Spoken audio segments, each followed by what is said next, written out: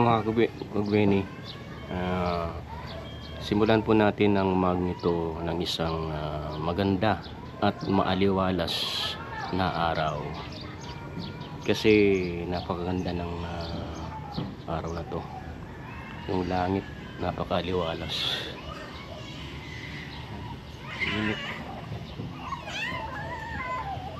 Ayan.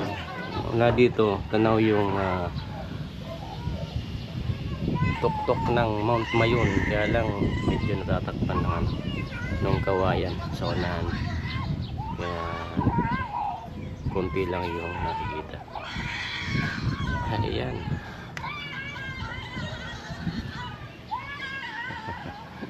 Umiiyak na bata. Po yung araw na sisimulan yung paggawa ng kesame sa kusina. Okay, through the sponsorship of Manoy Beef Vlogs. Maraming salamat po, Manoy Beef Vlogs.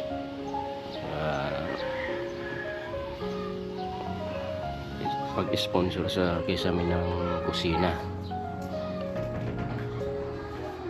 Tingnan po natin yung ginagawa nila.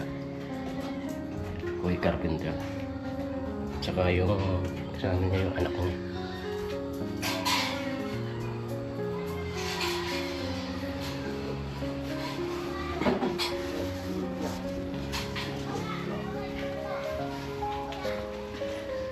Start pa lang kung maglagay ng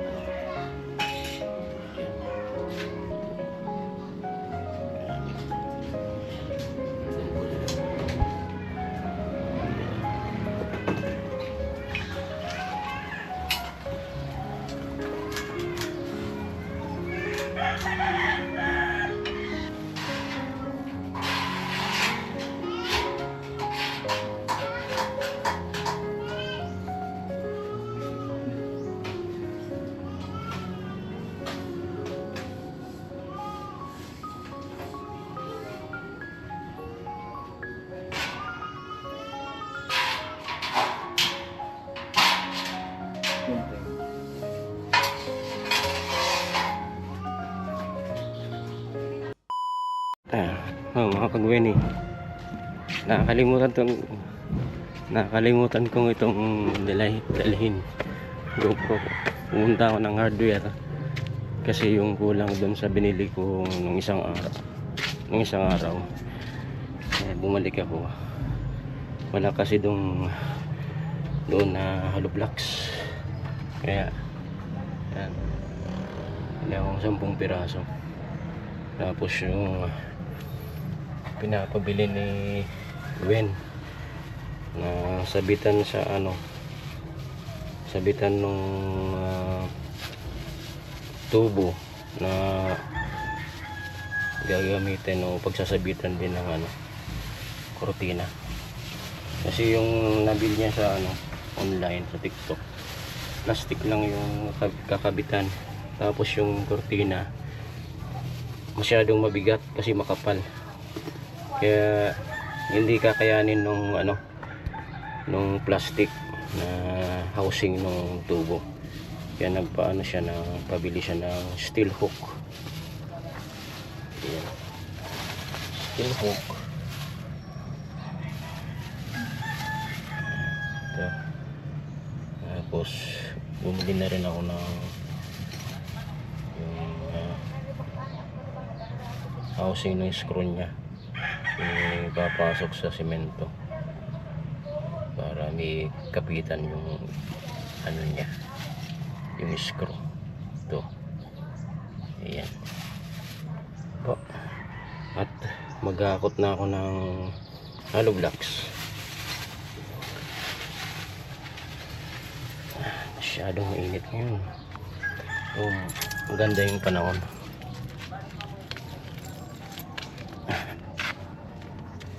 Ayan.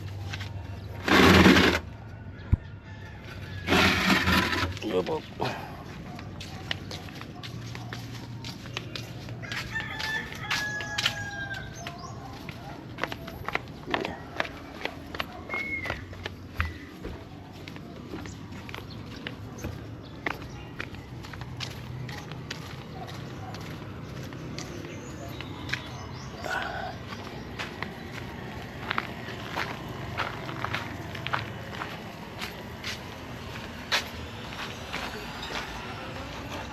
Tambakin to.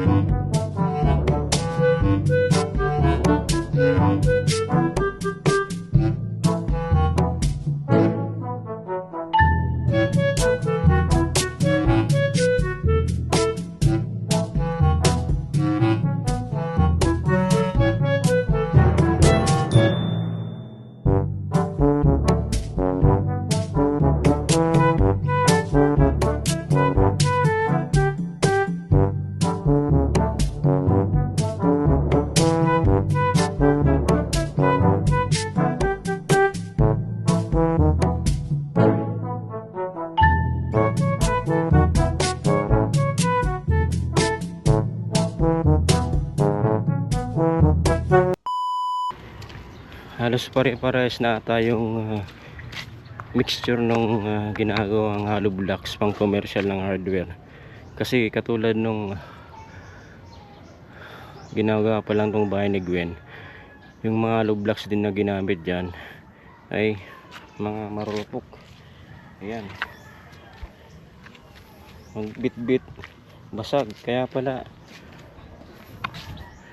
siyam lang naman yung pinapabili ni Kuya Carpenter para dun sa may awang kasi dun sa ano pag gagawa ng kesame sa kusina, may awang ng pang isang hollow blocks yung taas, kaya nagpabili siya ng siyam na hollow blocks. Yung ginawa ko naman, ginawa kong 10, kaya pala mababasag yung isa, masyadong marupok.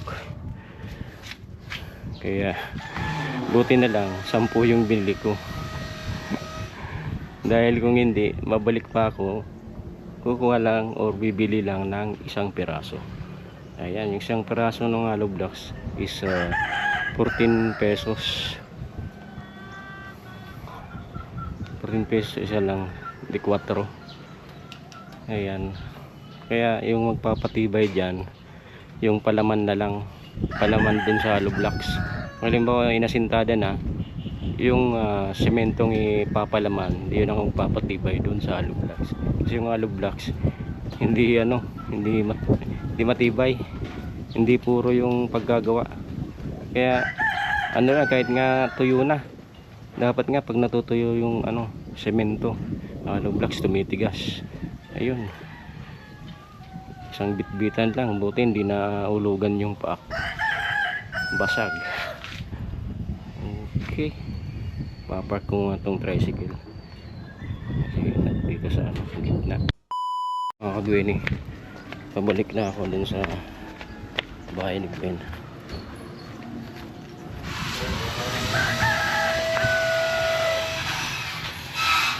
Tingnan natin yung paglalagyan ng hollow blocks, kung bakit nagpabili si Kuya Carpenter ng hollow blocks.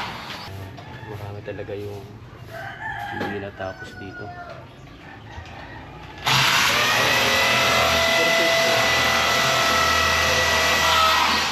Pwede kong pasukan ng tao. Walang tao dito, pwedeng doon dumaan kasi may sarado naman tong lahat ng milak naman sa loob. Ang problema pa nito ay dahil salamin lang naman to saka sliding, pwede ding mapasok to kasi paper sign lang naman to paper sign lang yung slide, pwede makapasok yung tao. Pag alimbawa wala din yung tao, kahit nakalak to, kahit may mga lock to, pwede itong mapasok. Kaya nga sabi ko kay Gwen, kung makakaipon ka, dapat palagyan mo to ng grills for safety, kasi hindi pwedeng ganito lang. Magandang tingnan ganyan pero hindi safe, kaya dapat may grills siya. Grills ang bintana, tapos tong pinto dapat may bakal din ditong pinto for safety. Kasi yung mga ganyang pintuan, plywood, pwede rin pwede rin baklasin yan. Ayan, kaya dapat may grills ang mga bintana sa pinto for safety. Syempre naman, sinabi ko na yun kay Gwen kaya lang wala pa siyang pag meron na sigurong pera. Okay, update na po tayo sa kinatangkisan.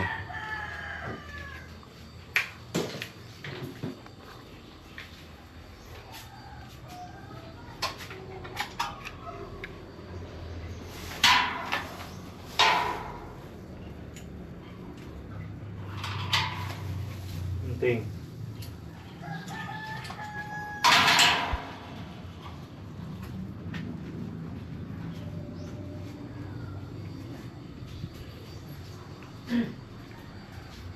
Okay, po muna yung update natin sa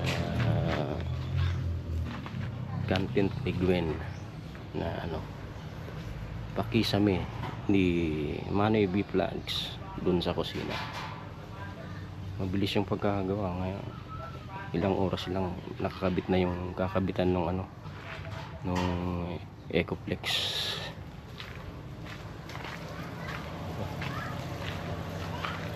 Ecoplex, ayan yung kakabit doon, pares din dun sa taas yung plywood na simento. Ecoplex, tibay, hindi na anay, kahit mabasa okay lang, hindi katulad ng plywood, pag nabasa matutuklap po sa ibabaw niya. Yung Ecoplex parang simento yan kaya nga hindi pwede yung lagari dyan. Pag nagpuputol ng Ecoplex, grinder, kasi pag lagari mabibitak yan, tipak yan. Okay, yan po muna yung update natin sa araw nito. Mamaya naman, a few moments later. yan,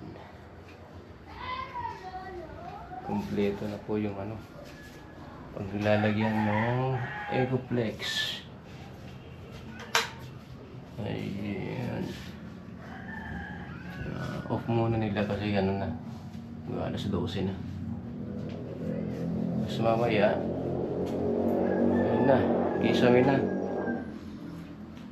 Dali ang bilis mo gumawa yung si Mr. Carpenter sa pagdating sa mga ganitong gagawin. Gamay na niya yung trabaho, kaya ilang oras lang tapos. Ayan, tapos siguro pag nakakabit na siya yung kisame, baka isunod na niya yung dito, yung cabinet, yung hollow blocks doon, yung siwang, baka bukas na yun. O kung may oras pa, baka makasama na yan. Kasi delikado tong iniwan nilang ganyan lang, pwedeng pasukan ng tao.